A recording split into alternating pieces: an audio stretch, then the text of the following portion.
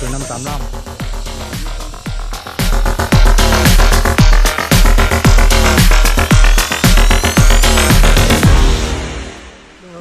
Why sis? Vediamo i denti. Era acido me qua.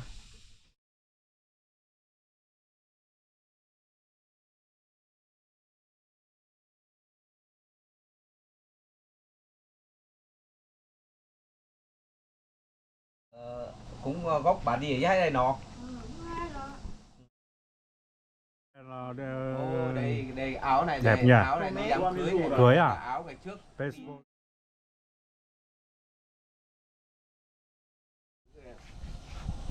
Chụp chị là với cô này làm kiểu đây đúng. Đây gọi là người giao gì chị?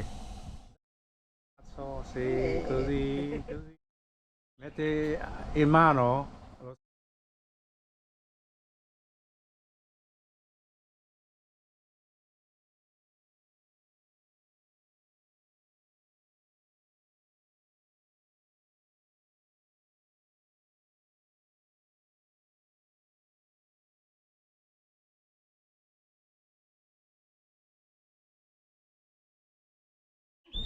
Con vịt đây này.